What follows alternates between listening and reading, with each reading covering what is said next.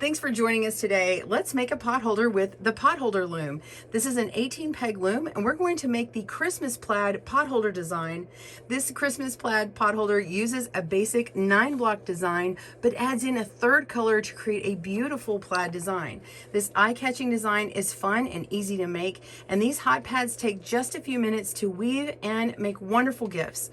The reversible potholder uses 3 colors to make an easy beginning project. You can find a detailed chart of the basic 9-block design at Peglet's Potholder Patterns 9-block 18 peg, and that's shared with permission under Creative Commons. The Christmas plaid design uses the same weaving pattern as a chart but adds in extra color, and feel free to not use Christmas colors. You can use any colors inspired by a 3 plaid design. Just follow our row instructions on our website for the correct color placement and this video. Let's begin our tutorial. Welcome to GoodKnit Kisses. We're all about helping you stitch your love and love your stitches. This pattern has written instructions and links to right and left-handed video tutorials for your convenience, as well as a link to the chart that we referred to for this pattern. So visit our link down in the video description below for a link to our blog. And if you'd like to purchase an ad-free version, you can get that on our Ravelry and Etsy stores, but we're not going to be publishing the Creative Commons chart. There will be a link in that PDF though, and on our website. We will have fully written instructions for each pattern that we make in this potholder series, so see those. And for more tutorials on more potholders, see the links below, as well as videos on how to connect potholders for a larger design. Check out the seaming potholder tutorials right and left-handed down below, and you can see our featured Christmas plaid on here in this design here for a larger trivet or even bigger project. For materials, you're going to need your weaving loom for potholders. This is a 3/8 inch spacing, and it has a bit more of a narrow spacing than some others. As long as you have 18 pegs across, you can work this pattern. It would just have a slightly different size maybe than the one I'm showing here today. This one has 72 pegs all around, so 18 pegs on each side. This loom in particular is by CinDwood Looms, and I'm also working with their 3/8 inch small 7 inch, which is the 72 pegs here. It makes roughly a 5.5 by 5.5 inch square, and it comes with your weaving tool right here. And then you're also going to need a crochet hook so that you can bind off all around your potholder. You're also going to need 36 cotton loops for this 7 inch loom, so make sure your loops are appropriate for the loom size you have. And we're going to be using 12 of each of these 3 colors. For color A, I've got 12 red. Color B, I've got dark green, and color C, I've got light green. So feel free to change the color scheme of your favorite 3-color combo. It doesn't have to be holiday themed, but look for color inspiration from plaids that you love to help. Let's begin with our warp, which is the vertical loops going here, and then the weave goes left and right. So first we're going to grab 3 of color B, which is this dark green, and we're going to place those on our first 3 pegs, and actually you're going to also put them on your last 3 pegs. So the instructions read 3 of color B, and that's first. And go ahead and go to the next instruction, and we're going to go 3 of color C, 1, 2, 3, and that's my light green, and that will be mirrored over on the end as well, so it'll be the 4th over from the end. So there we go. And then now we're going to do 6 of color A, which is our red. So your main color that you want right in the middle, you're going to do 6.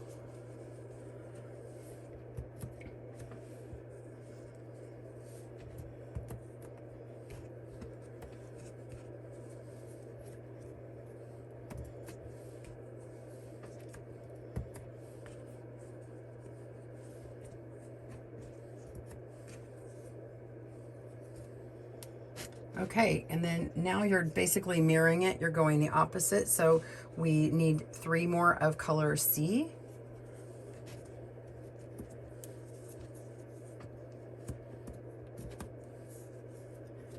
And then 3 more of color B to finish it out. So you can see how it's mirrored the same on the other side.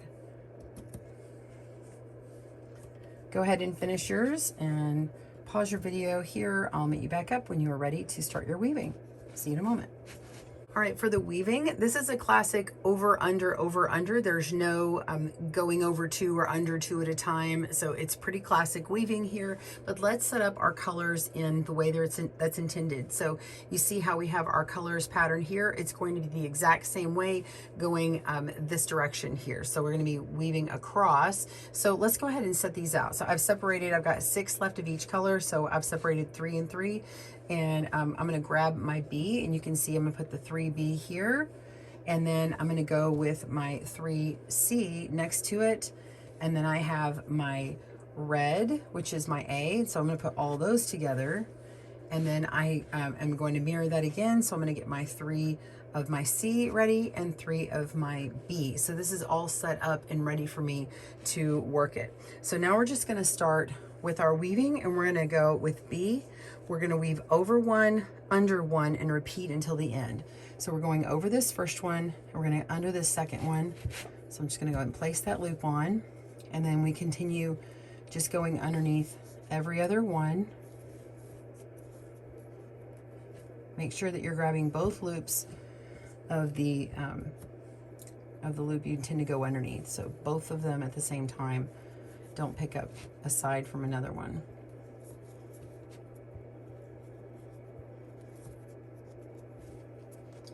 And I don't use my weaving tool generally until it's the very last of the few rows. There we go, and you should end like this underneath, okay? So now we're gonna grab another of color B, and we're gonna go under 1, place it, over 1, under 1. So just the opposite as before.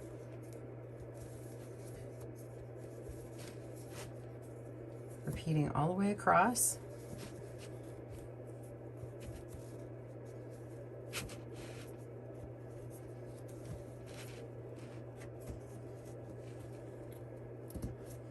There we go. Push that up. And this is the last of the B up top.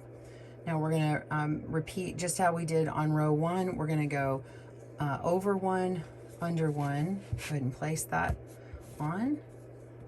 And then repeat over 1, under 1.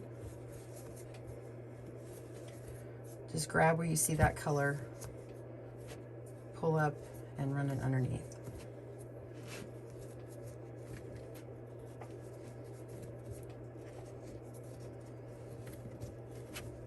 All right, we're ready for our next color, which is color C, our light green. And we're gonna go under 1, place it, and over 1, under, and over, and continue across. It starts to go pretty fast because you can see easily the pattern.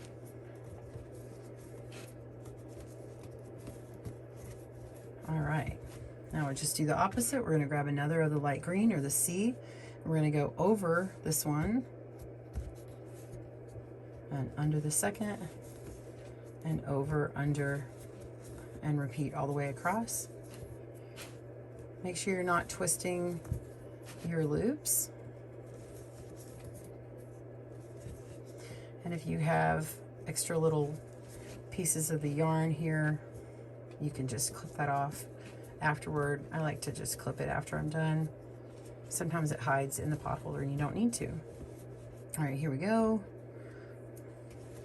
And last one of the C up top. And we're gonna go under 1. Make sure you're not missing any on the side here. Over, under, over, under. Repeat across. That's pretty simple. And then the next 6 rows you're going to do in red.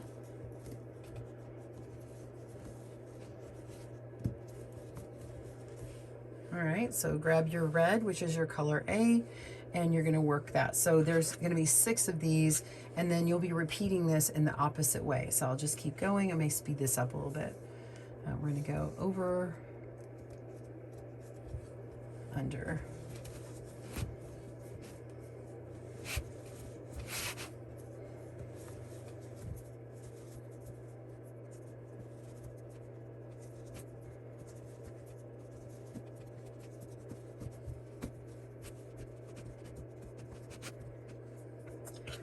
next row is under, over.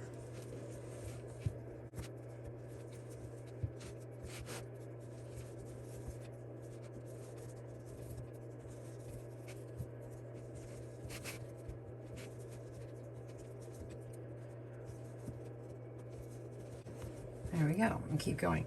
Now, I'm just gonna go ahead and keep going on because I think you got this by now. I'll meet you up when we have the last 2 or 3 rows, and you can see how I do that when it gets tighter. All right, pause your video. I will see you at that point. We just have a few loops left, and here is our weaving tool. I'm going to show you how to work that, but I do have an alternate tool I want to show you, which is a loom hook. Now, I loom knit here at GoodKnit Kisses if you're not used to my channel, and I'm going to show you how to ease it up to where you don't have to use the weaving tool if you don't like them. So I'm going to set this aside. I'll show you the weaving first. So it's a little tight to use my fingers now, so I'm just going to go under several at a time and then pull through. So I'm going to go, let's see, under this one here, and under this one here. So I'm going under the ones that were previously gone over, push down on that next to last one, and come up. All right, so I'm going to flip this up so I can get to the loop, place the loop on. All right, and put it around my loop here. I'm going to twist it, turn it downward underneath this one. Well, I usually come up forward. Let me just do forward. I'm used to do that. Okay, we're going to come underneath this pair and then slide all the way through. So it's just pulling sideways and sliding, pulling through. Okay, so you can easily do that. But let's show you another way. So I'm going to go pick up these loops here. I'm going to pick up 2 at a time. Pull on this one, take it off, put my finger on, and pull up the next one. And then I can just pull this loop all the way across and hold it, and then lay these on here. And it's so much faster. So pick this loop up again and pick up a few more loops that I want to take off. Lay this across, put these back down, pick up my loop again, and pick up these last couple, place it, and put this down. There we go. And then this one needs to move over. There we go. All right, so I just have one left. I'm going to do that again. And I can use my tool to push these back, which is also handy to do that if you needed all of these pushed. Like say it got a little bit tight, these little tools come in handy. They're a lot easier than using something like this, right? Or you could use a crochet hook to do it as well. But I like that these are nice and thin at the end. So just use that same technique and come across here. So you want to pause your video if you need. I'll go ahead and work this. You can see it done again.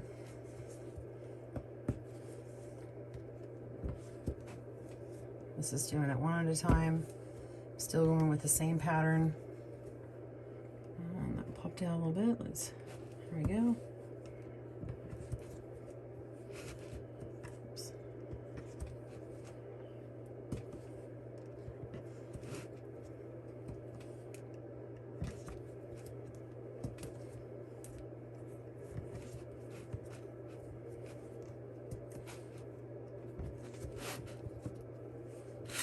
There we go. So that's me just doing it one at a time.